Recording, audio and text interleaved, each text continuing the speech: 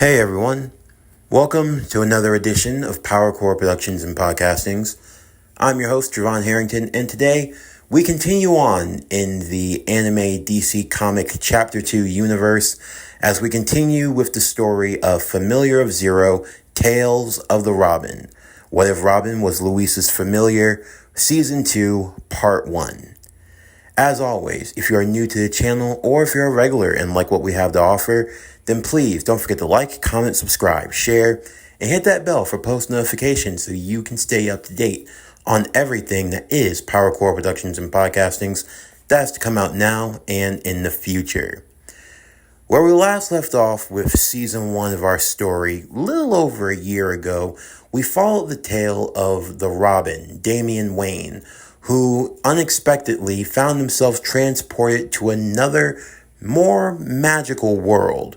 A world where a would-be wizard in training, or sorcerer, or whatever sort of magician she chooses to call herself, aristocrat, as she would like to be titled, Louise del Valladare, using the summoning technique, accidentally brings Damian Wayne into her world. However, she would not be alone, as a few other familiar characters from the Familiar of Zero universe would also summon some famed DC comic heroes as their respective familiars. Siesta summoning Typhon, the Green Lantern, and Henrietta bringing back Saito Higara, the original protagonist of this very series, only he has a bit of a twist, as he inherited the Scarab in his world and is now the Blue Beetle. With Season 2, I'm looking to follow up with the success of Season 1, as we follow our trio of heroes in their journey to get home, but also in the unexplored mysteries of the new world that they find themselves in. But now, without further ado, let's get into today's story. As always, sit back, relax, and enjoy the show.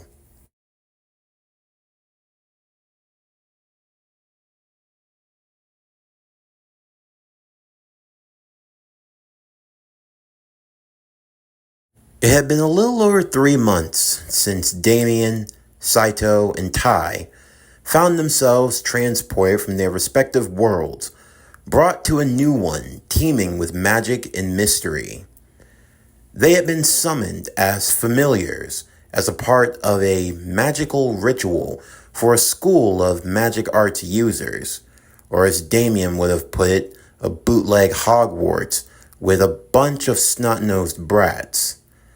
And for Damien, he had seemed to have gotten the worst of those brats, a girl by the name of Louise, although many called her the Zero, because when it came to her magical abilities, she seemed to be a zero in every category. However, the girl had latent powers and potential. Not only her, but also the ones who had summoned Damien's counterparts.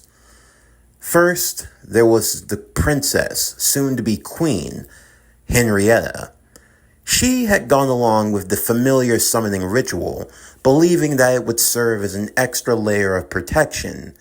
Of course, when summoning a familiar, you would think you'd get something like a sprite dragon, or a tiny golem, or some mystical creature, something akin to a pet, a servant.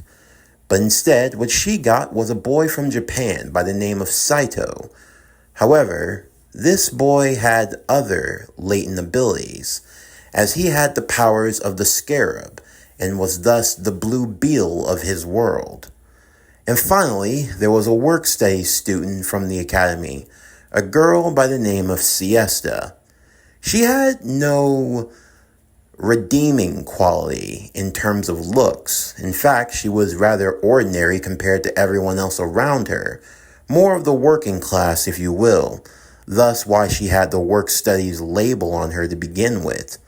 Technically, she was a student, but she was also a servant.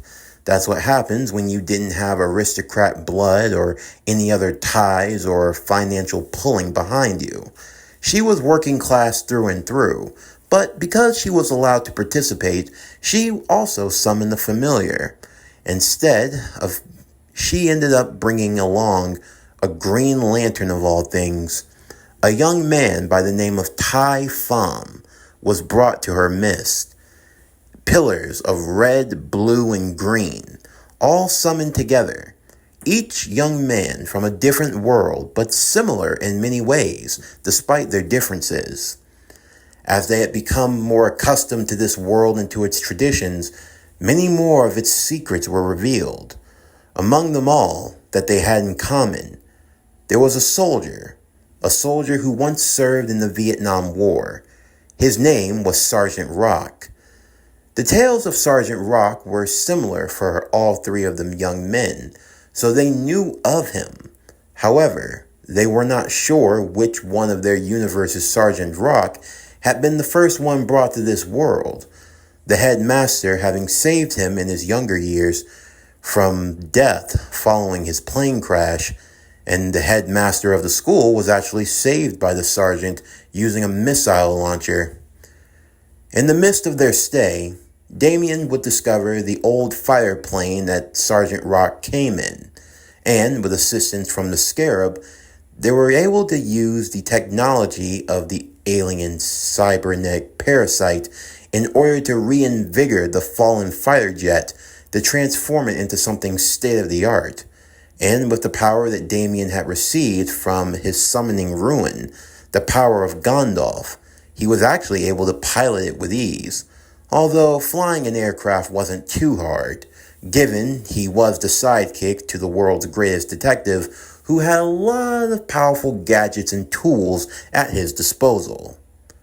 But to say all of that, what were our trio of heroes up to now? What had they done in the 3 months since they had been here? The old hangar where the plane had been kept was being renovated. It wasn't too far from the Magic Academy, but because none of the other students really cared about it or cared to go there, it was sort of a secret hideaway for Damian, Saito, and Tai, a place where the three could reconvene in secret. Saito called it their own little Hall of Justice, but for Damian, it was more like a barn of justice. There, they could make repairs to the fighter jet for Damian to fly in the battle when need be, and it was going to be potentially his way of getting back home, seeing as how the other two could fly and he couldn't. Now, this was where they spent most of their downtime. Whenever Saito wasn't following or doing anything for the princess, or whenever Tai wasn't helping out Siesta with her chores or anything else, and if Damian wasn't helping Louise trying to master her magic better, they were spending their time here, trying to gain whatever knowledge they could and figure out how best they could get home.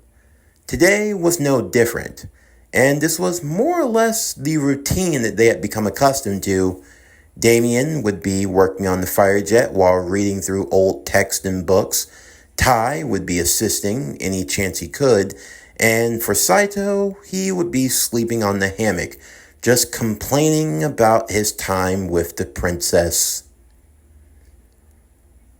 I don't know what to do, guys. What is it? Tai asked him. It's about Henrietta. I mean, I like being around her and all. It's just... What? You expect her to give up her long-standing romance with Prince Wales for you? Damian would ask him. No, I mean, it's just... Let me spare your feelings, Damian would say, as he continued working on his latest side project of the day, his eyes focused on the monogram glass that was looking deep into the ring of Tai Fam, the Green Lantern. Using some specially crafted tools, he knew that he was looking for something specific, something that would help out his friend in time of need.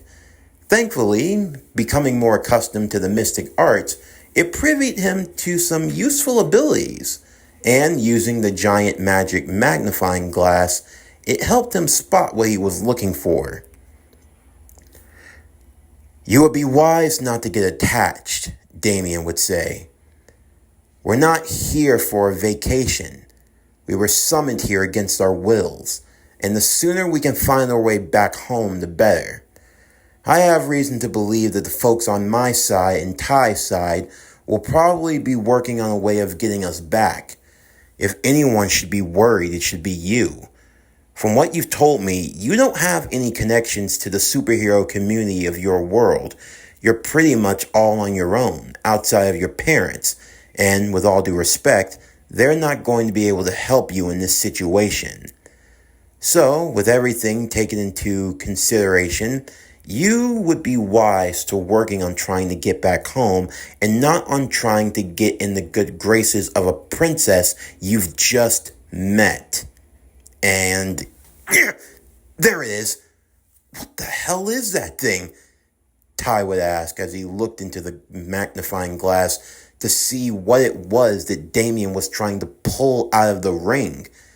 It looked like a tiny little yellow insect.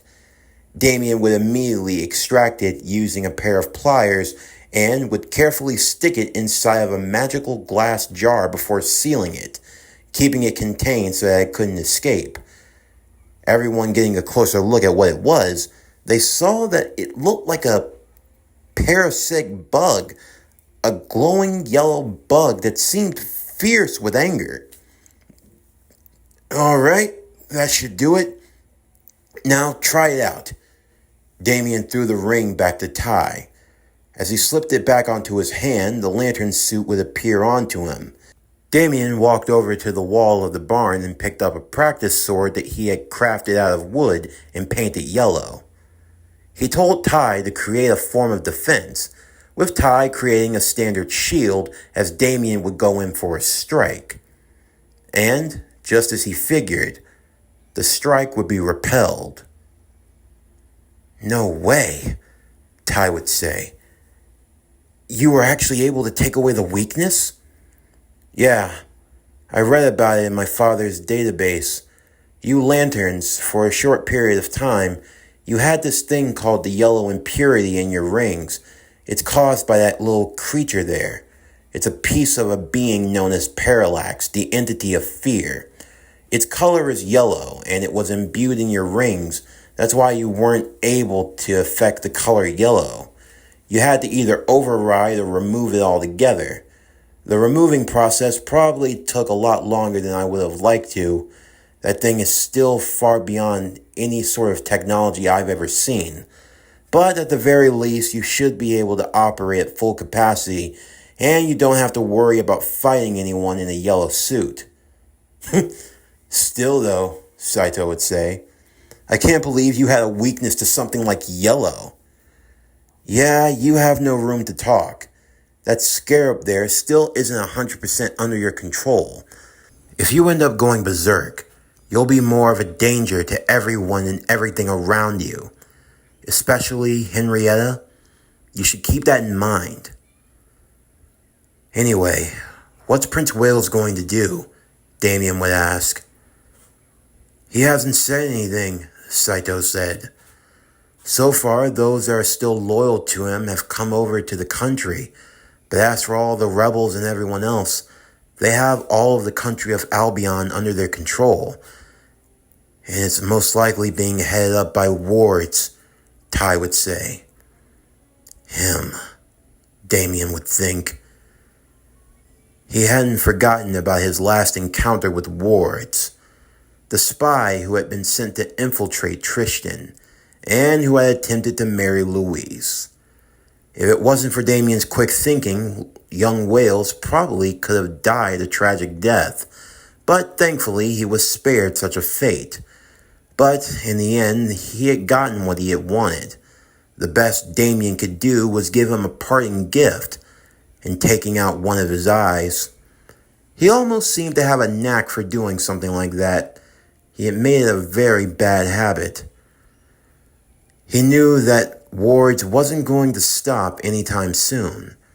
That meant that the next time they fought, it might be to the death.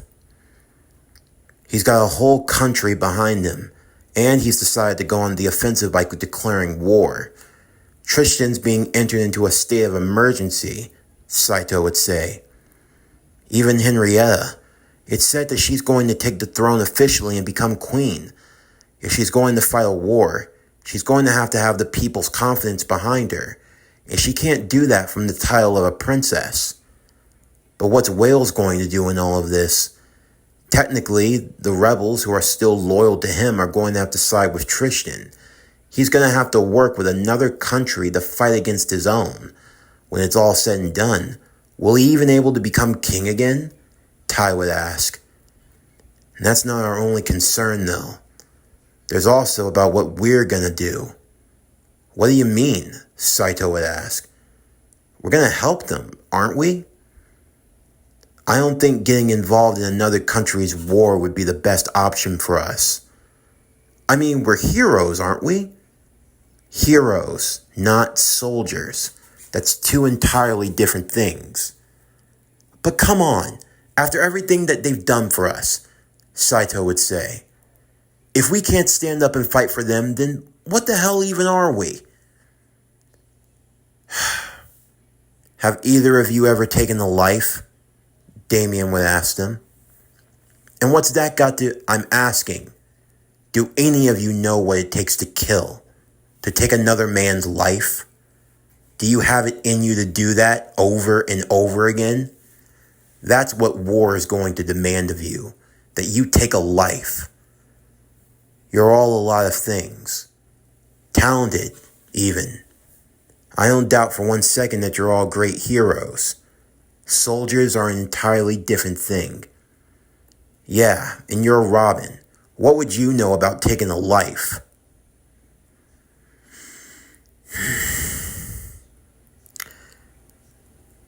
I had a life before I was Robin, Damian would say. And I've done some things. Things that looking back on, I'm not too proud of. Oh, come on, you're just BSing us now, aren't you? Saito would say, only to be met by Damian with a serious look. You've really taken the life, haven't you? Ty would ask him. I've taken my fair share. It's not something that you can just brush over. You feel another man's beating heart stop. Life is brought to an end, and that blood is on your hands. But Batman doesn't kill. I mean, why would you just...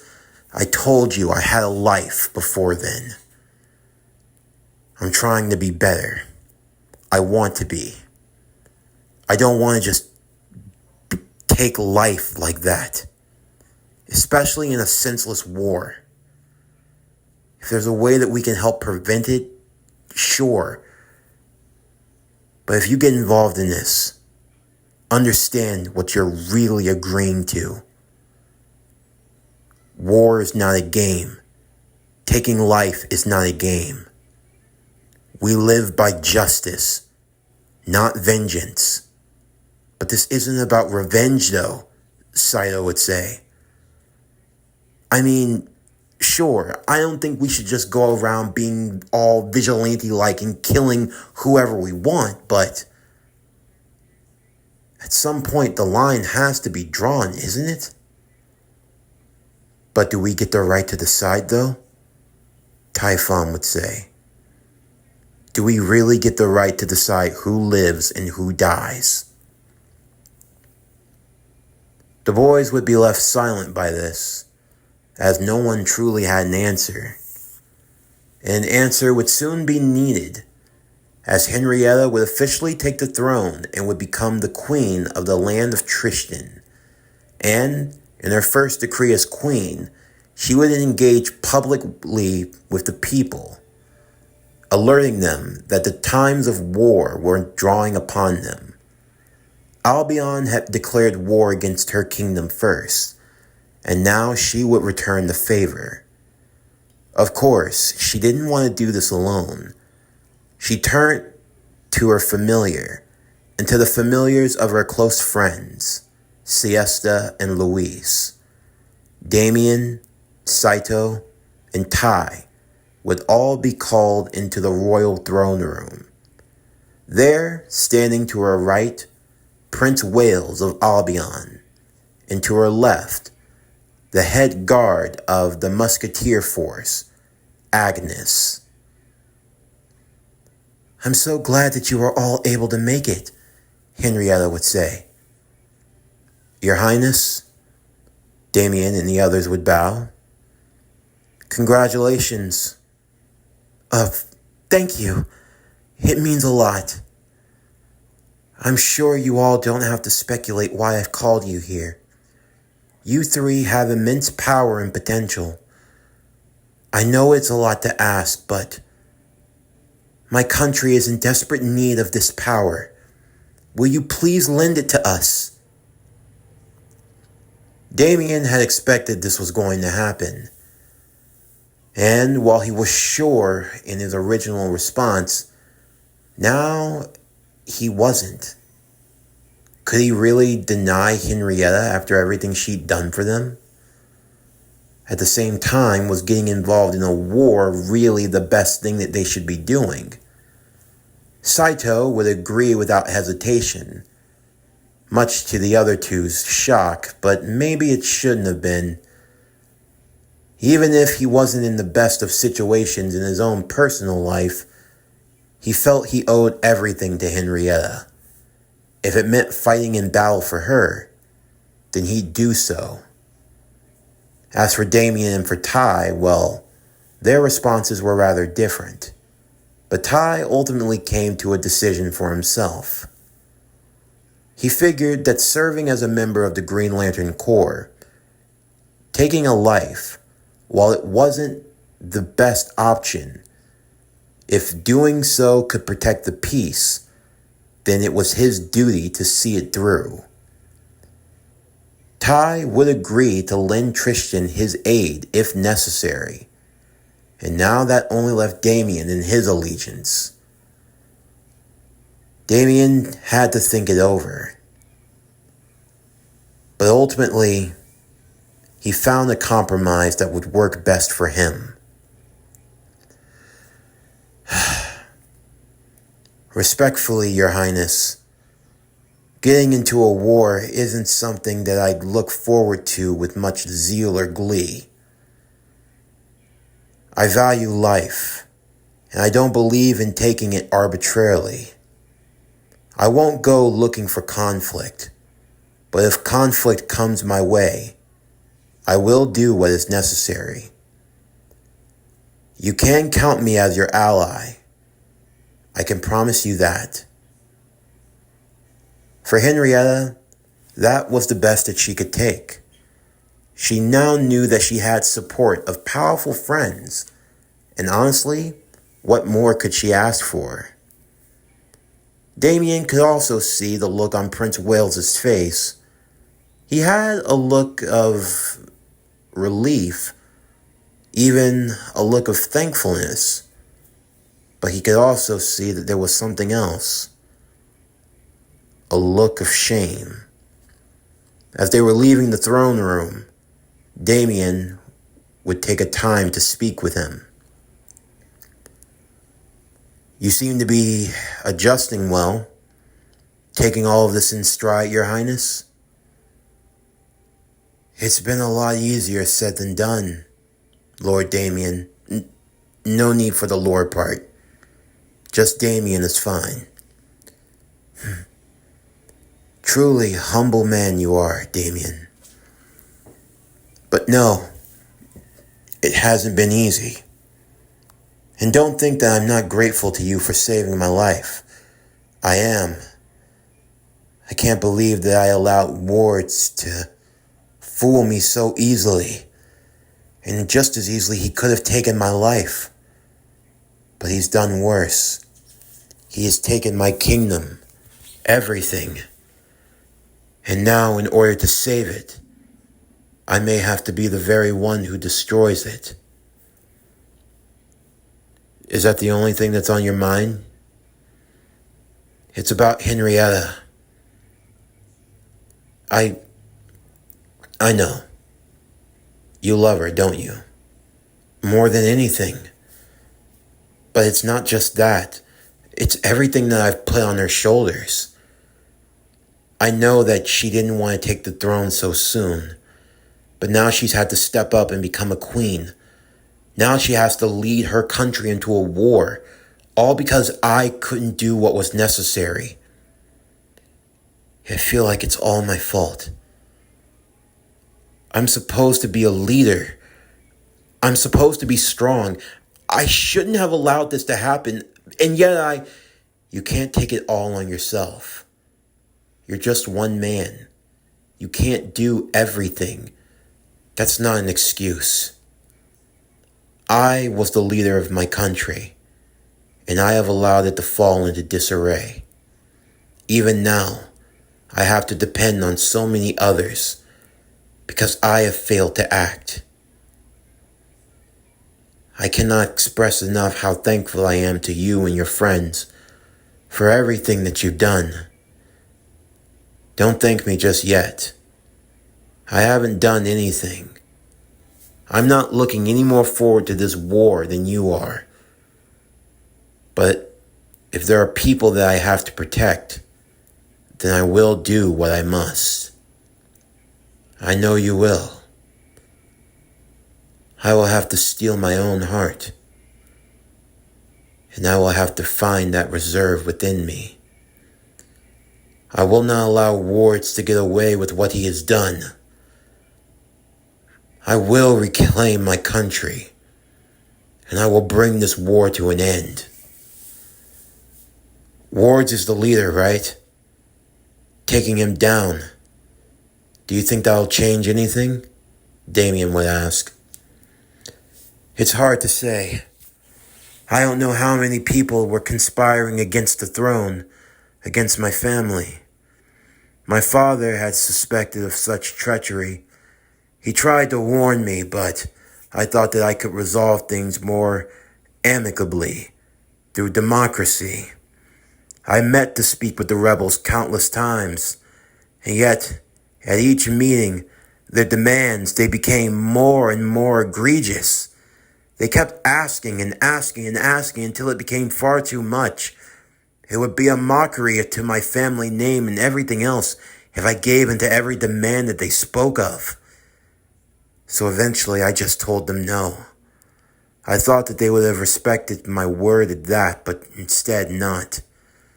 They conspired in every way that they could. Until now they have gotten what they wanted. Maybe not yet. You still have a few cards that you can play, Your Highness.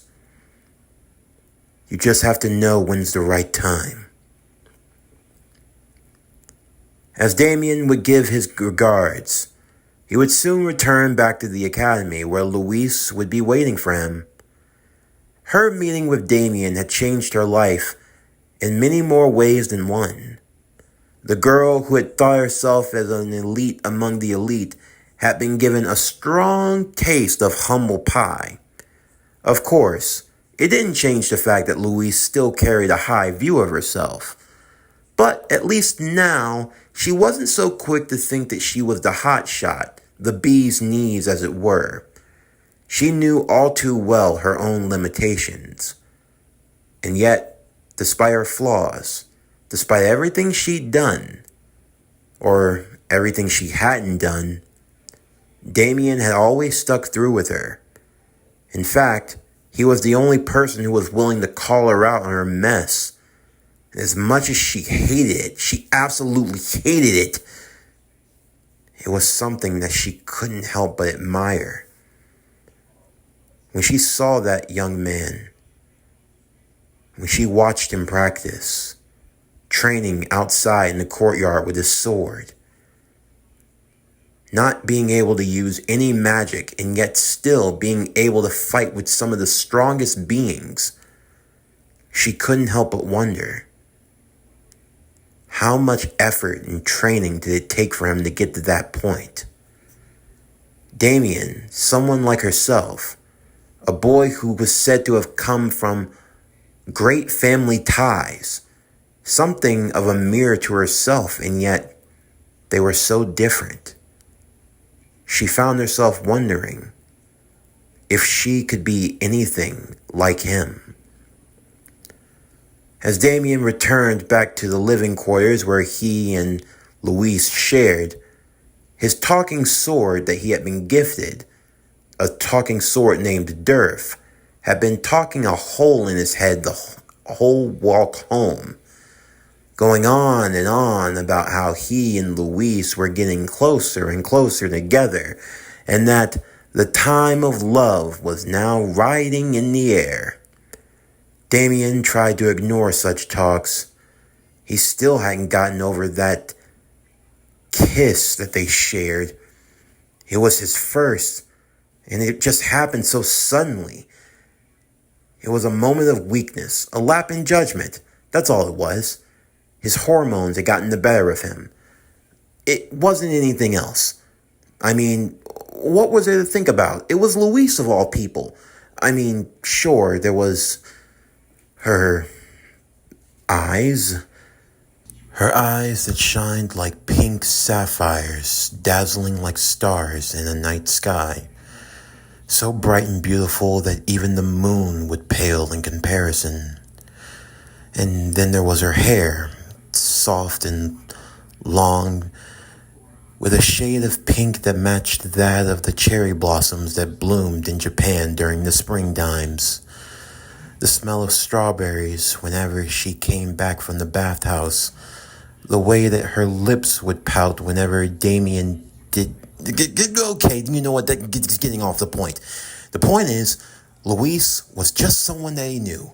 Someone that he shared a moment with. She was not someone that she was just going to be able to... Damian suddenly found himself at a loss for words, as the pink-haired mage in question was sitting on a bed of fine silk and linen in a specially made nightgown waiting just for him. With his mouth agape and a loss for words, the boy wonder would be left in awe-struck of her beauty, as any thoughts of leaving and returning back to his home world had now escaped his mind. This concludes Familiar of Zero, Tales of the Robin. What If Robin Was Louise's Familiar? Season 2, Part 1. As always, if you enjoyed today's video and everything else that we have to offer, then please don't forget to like, comment, subscribe, share, and hit that bell for post notifications so you can stay up to date on everything that is PowerCore Productions and Podcastings that has to come out now and in the future. Stay tuned tomorrow as we continue with What If Robin Was Louise's Familiar, Season 2, Part 2. But anyway, that's going to do it for the end of today's video. I'm Javon Harrington with PowerCore Productions and Podcastings, signing off, and I'll see you next time.